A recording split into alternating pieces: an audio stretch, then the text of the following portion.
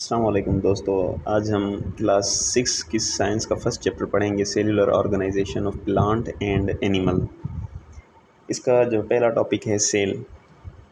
First topic को start करने से पहले मैं आपको बताता चलूँ कि हम ये साइंस की सीरीज़ स्टार्ट करने जा रहे हैं, जो कि इंशाल्लाह हम कंप्लीट करेंगे। आपको हर टॉपिक जो है इजीली तरीके से समझाया जाएगा। हमारे साथ जुड़े रहिएगा, हम आपके साथ हैं। तो चलिए स्टार्ट करते हैं सेल को, कि सेल क्या है। सबसे पहले सेल को डिफ़ाइन किया गया है कि all living things are made up of one or more small units called cell. इसका मतलब है सब जानदार चीज़ें बनी हुई हैं एक या एक से ज़्यादा छोटे यूनिट्स की, उनको हम कहते हैं सेल। जो भी बॉडी का सबसे छोटा यूनिट है उसको हम सेल कहते हैं। जैसे कि हम एक जगह बनाते हैं, एक मतलब बेंगलो, तो उसको हम सबसे पहले ईंट के साथ जुड़ते जाते हैं, जुड़ते जुड़ते वो पूरा बंगला बन जाता है। इसी तरह छोटे छोटे सेल मिलके एक बॉडी बनाते हैं।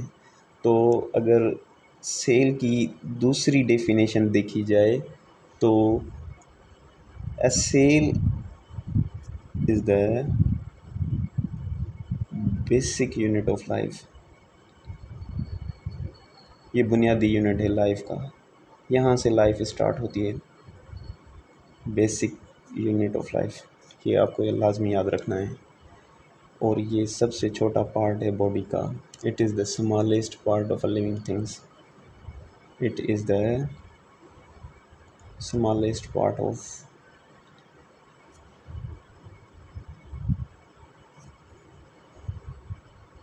Living things. ये जो हमारे पास स्ट्रक्चर बना हुआ है ये सेल का बना हुआ है। इसके अंदर जो है ऑर्गन्स हैं। सबसे पहले सेल को ऑब्ज़र्व किया था रॉबर्ट हुक ने। ये जो फर्स्ट साइंटिस्ट था, फर्स्ट साइंटिस्ट कौन था? First scientist Robert Hooke. इन्होंने 1665 में, ये डेट्स, नेम और फर्स्ट साइंटिस्ट ये सब याद रखना। 1665 में इन्होंने जो है सेल को ऑब्ज़र्व किया। उससे पहले हमें पता नहीं था। रॉबर्ट हुक ने जो सेल ऑब्ज़र्व किया वो एक प्लांट का किया था, जो कि कुछ दिन पहले से टूटा हुआ था।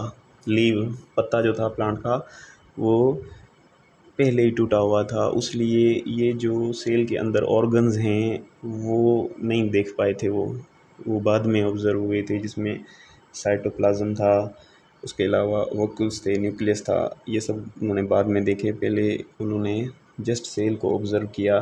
सेल जो है वो हनी कॉम्ब्स की तरह इस शेप में थे, ऐसे बने हुए थे जैसे आप अपने घर देखा होगा बी का, इसी तरह से बने हुए थे। तो इसको हम हनी कॉम्ब कह सकते हैं। ऐसे बने हुए थे। रॉबर्ट हुक जो ब्रिटिश साइंटिस्ट थे, उन्होंने जो सेल को पहले कहा कि ये सेला हैं। सेला जो है लैटिन वर्ड है सेला, जिसकी माना है स्मॉल रूम, स्मॉल रूम्स। फिर इसी वर्ड, लैटिन वर्ड से सेला की मीनिंग करके इंग्लिश में उनका नाम रखा गया सेल। इसी तरह उन्होंने ये पूरी ऑब्ज़र्वेशन की। सेल के बाद अगर बात करें माइक्रोस्कोप की, तो रॉबर्ट हुक ने जब सेल को ऑब्ज़र्व किया तो उन्होंने माइक्रोस्कोप की मदद के साथ उसे ऑब्ज़र्व किया। क्योंकि सेल इतना छोटा सब्सटेंस है जिसको हम अपनी आँख के ज़रिए नहीं देख सकते, इसलिए रॉबर्ट हुक ने माइक्रोस्कोप की हेल्प से ऑब्ज़र्व किया था सेल को। माइक्रोस्कोप की डेफिनेशन देखी जाए तो it is a laboratory instrument that magnifies object that are too small to see with the naked eye. ये लेबॉरेटरी इंस्ट्रूमेंट है जिसकी साइंटिस्ट जिसकी मदद से उन माइक्रो ऑर्गेनिज़म्स की रिसर्च करते हैं और उस पर जो है काम करते हैं माइक्रोस्कोप की मदद से।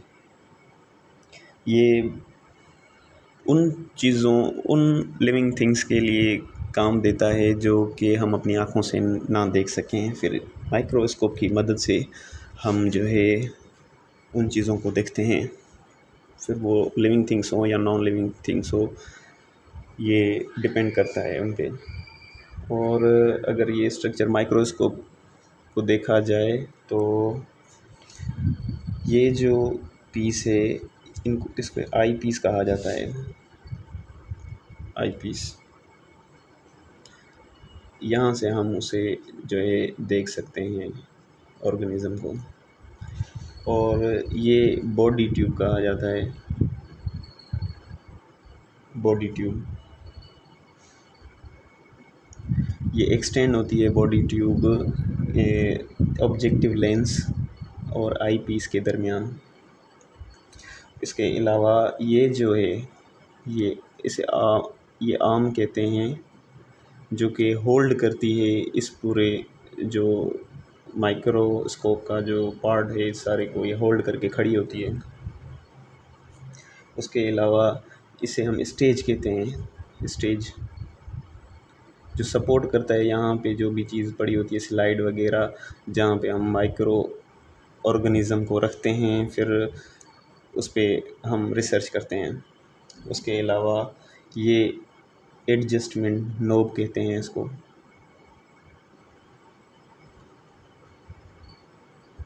एडजस्टमेंट नोब का जो काम है ये फोकस करना है कि कहाँ पे हमारा फोकस सही खड़ा होता है, तो हम वहाँ पे उसको रखते हैं। ये है बेस जो इस पूरे माइक्रोस्कोप को बैलेंस करता है, उसको सपोर्ट करता है। उसके अलावा ये जो है ये वाला, इसको डायाफ्रागम कहते हैं।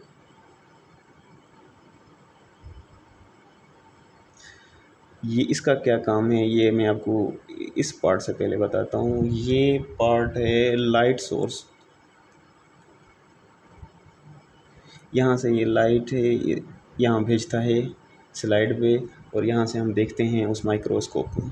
माइक्रोस्कोप के ज़रिए उस माइक्रो ऑर्गेनिज़म को यहाँ से लाइट इंटर होती है, और डायफ्रागम का काम है कि उस लाइट को बैलेंस करे, कंट्रोल करे कि कितनी लाइट ऊपर भेजनी है कि हमें हमारा जो टारगेट है वो दिखाई दे। ये ऑब्जेक्टिव लेंस लगे हुए हैं, ऑब्जेक्टिव लेंस। ये नोज़ पीस है। नोज़ पीस की ये जो ऑब्जेक्टिव लेंस हैं इनको कहाँ पर रखना है।